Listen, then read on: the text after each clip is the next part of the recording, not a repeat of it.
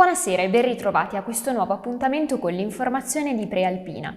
Oggi, domenica 2 marzo, apriamo il nostro notiziario con il trionfo di Andrea Crugnola al Rally dei Laghi. Insieme al suo navigatore Andrea Sassi ha conquistato l'edizione numero 33 della manifestazione, che ieri e oggi si è corsa sulle strade del Varesotto. Al secondo posto Gio Di Palma con Cobretti, nonostante la penalità di 10 secondi comminata per non aver rispettato la slow zone di Bosco Valtravaglia. E proprio la penalità è costata a Simone Miele il terzo gradino del podio, che invece è andato ad Alessandro Re. All'arrivo in piazza Montegrappa Varese abbiamo sentito il vincitore. Ringrazio sicuramente tutte le persone che ci hanno permesso di essere qui quest'oggi, le tante realtà locali che ci hanno supportato in questa gara. Grazie mille al team per il lavoro che ha fatto, al commisso, alla scuderia veramente, e tutte le persone che fanno parte un po' del nostro entourage, che ci permettono tutte le volte di poterci esprimere al meglio. Anche Andrea Sassi, il mio copilota, è stato al top. Devo fare un grandissimo complimento a quello che è la macchina organizzativa della gara, a partire da Sabella, perché quest'anno hanno portato delle novità che si sono rivelate interessanti, condizioni comunque non semplicissime, e per questo mi congratulo con i miei avversari dal primo all'ultimo, perché io sono fortunato a farlo di lavoro, loro corrono meno di me e quindi sono stati veramente in gamba. Potrete trovare tutti gli approfondimenti sul Rally dei Laghi su prealpina.it e domani in edicola o sui supporti digitali sul nostro giornale. Ora passiamo alla cronaca. Ancora un'aggressione ai danni di un poliziotto che è dovuto ricorrere alle cure del pronto soccorso. È successo a Varese durante un controllo nella zona delle stazioni ferroviarie. Ce ne parla Marco Croci. Quando gli hanno chiesto di mostrare documenti, ha risposto di essere già noto alle forze dell'ordine e ha dato inescandescenze. Un agente della polizia ferroviaria di Varese è stato colpito al volto da un 24enne di origine africana. In base alla prima ricostruzione, ancora in attesa di conferma ufficiale, tutto è avvenuto quando la pattuglia, impegnata in servizi di controlli nei pressi delle stazioni ferroviarie, ha avvicinato 2 giovani stranieri, chiedendo loro di fornire le proprie generalità. Il 24enne ha affermato di essere già conosciuto e dunque di non aver bisogno di mostrare alcunché, per poi aggredire il poliziotto colpendolo al volto. Sul posto, nel giro di pochi attimi, è arrivata in supporto una pattuglia della squadra volante della questura. Lo straniero è stato bloccato a fatica e, in accordo con il PM di turno, portato nel carcere varesino dei Miogni. L'agente è stato medicato in ospedale e dimesso con prognosi di 10 giorni. Restiamo a Varese, ma parliamo di sanità. Sono circa 900 le visite programmate in Lombardia che non finiscono nella rete delle lunghe liste d'attesa. Sono i dati dell'ultimo report di Cittadinanza Attiva, l'associazione che si occupa di aiutare i cittadini nei rapporti con gli enti pubblici. Barbara Zanetti ha intervistato il segretario regionale Giorgio Arca, che ha spiegato come si è arrivati a questo risultato. Voi dovete andare sempre al CUP, parlando di priorità.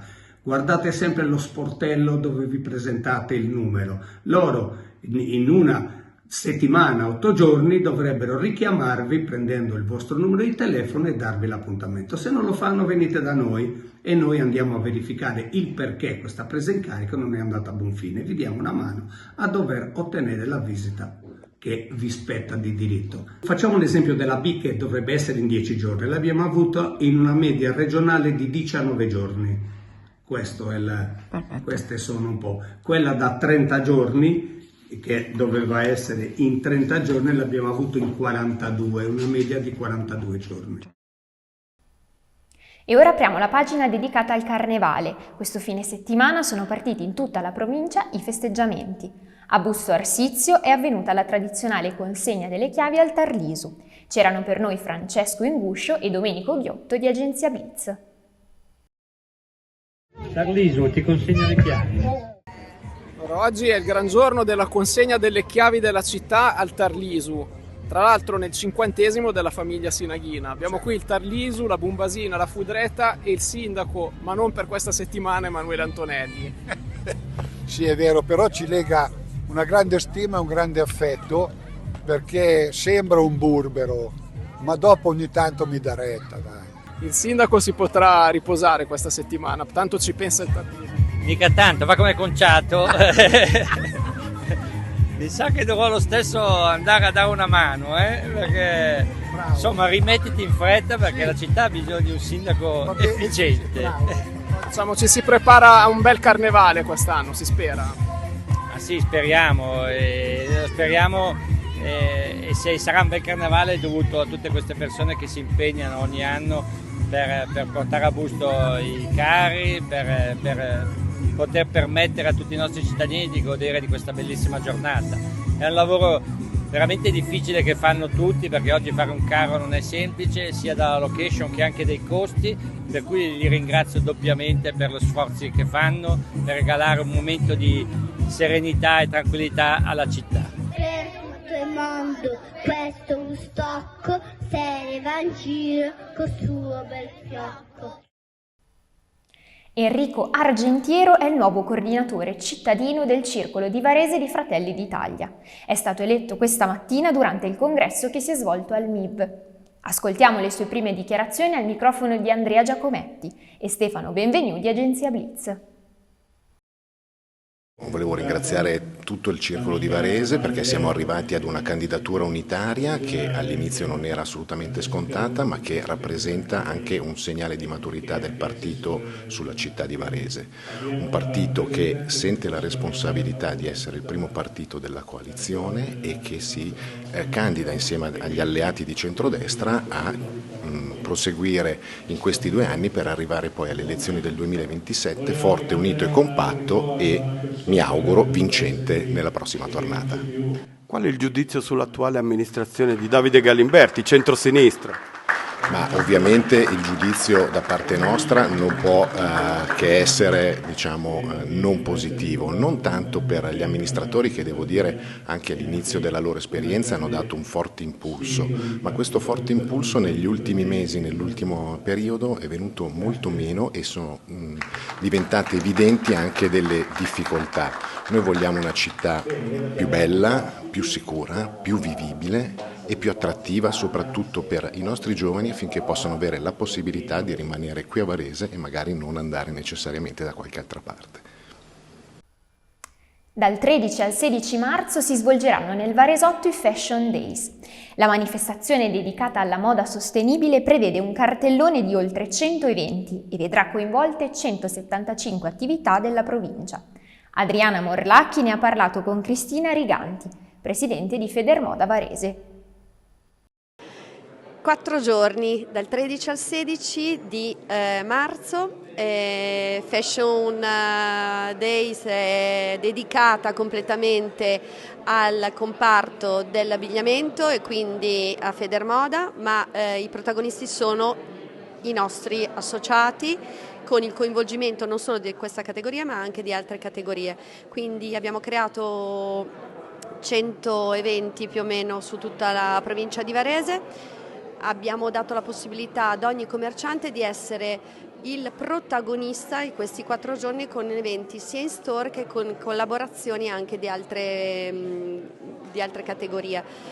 Questo perché? Perché è partita tutta questa idea. All'interno del Consiglio provinciale c'era la necessità e la voglia di rendere i nostri negozi, visto che la moda comunque non è solo fast fashion, ma la moda per noi ha anche un valore a livello italiano, a livello di quello che facciamo tutti i giorni, che è il nostro quotidiano, quindi dare un valore a quello che stiamo creando all'interno dei nostri store, ma soprattutto quello che proponiamo ai nostri clienti. E ora riapriamo la pagina sportiva con il calcio.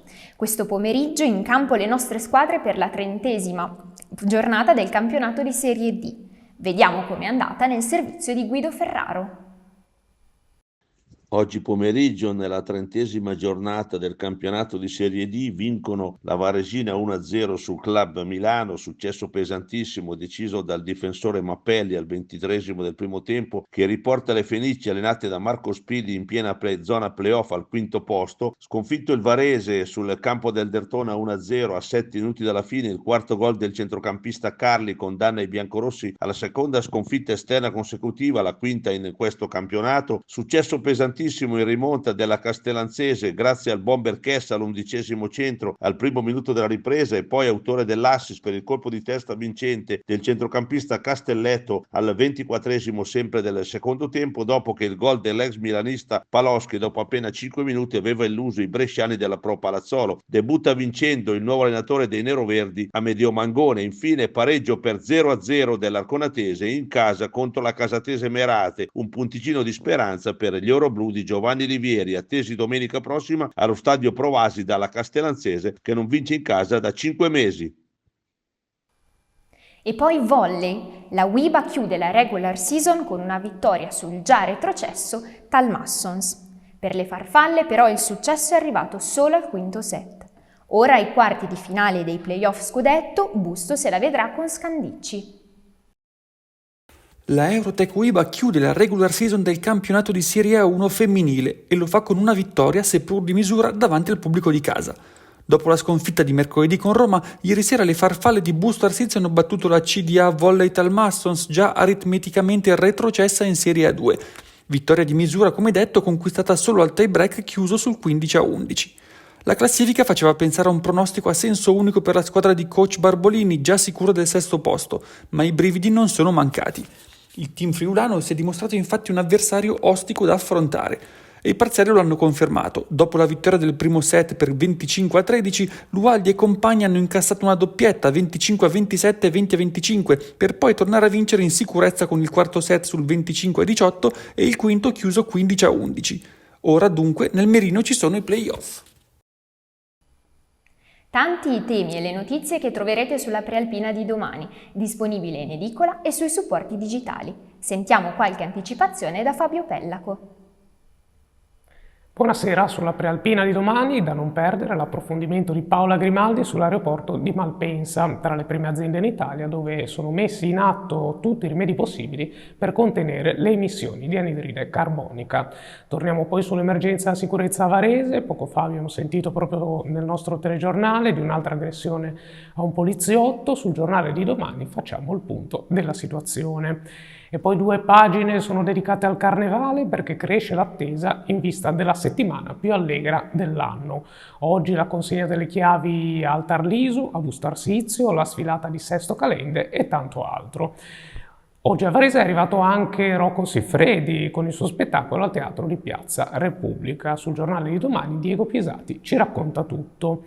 Infine per lo sport, il risultato e le analisi della partita della pallacanestro varese in campo questa sera a Trapani alle ore 20 e poi non perdete come ogni lunedì l'inserto sport allegato al nostro giornale con il riepilogo del fine settimana del calcio dilettantistico. Grazie Fabio e con questo per oggi è tutto. L'appuntamento con le informazioni di Prealpina torna come sempre domani e a voi tutti l'augurio di una buona serata.